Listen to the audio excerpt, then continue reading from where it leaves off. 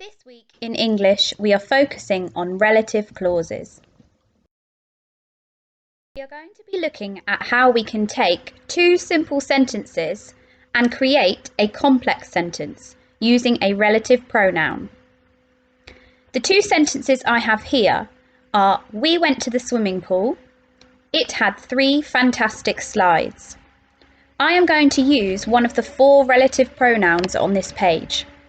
I wonder which one you think I will be using.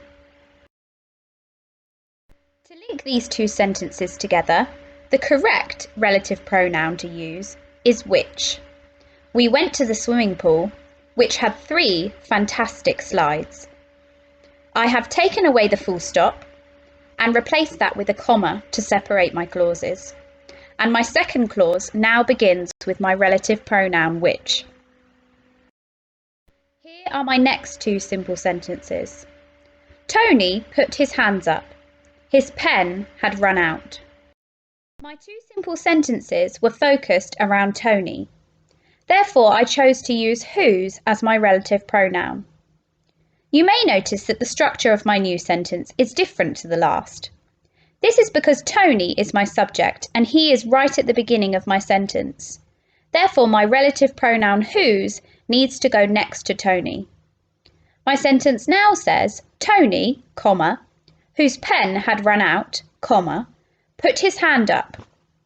The reason I have 2 commas either side of my subordinate clause is because I can lift it out and it would still make sense. And I can also drop it back in and it will also make sense. This is why we refer to these clauses as drop-in clauses or embedded clauses. The next 2 simple sentences I have are, Josie loves to play football.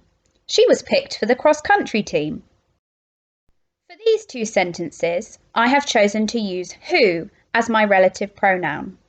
This is because Josie is a person. My new sentence now says, Josie, comma, who loves to play football, comma, was picked for the cross-country team. Again, you will notice for this sentence, I have shuffled the words around and created an embedded clause. My final 2 sentences are, Amir found the missing cat. His neighbour had lost it. I wonder which relative pronoun you think I'm going to be using. My new complex sentence now says, Amir found the missing cat, comma, that his neighbour had lost. I have used the relative pronoun that next to my subject, the cat, and a comma in between.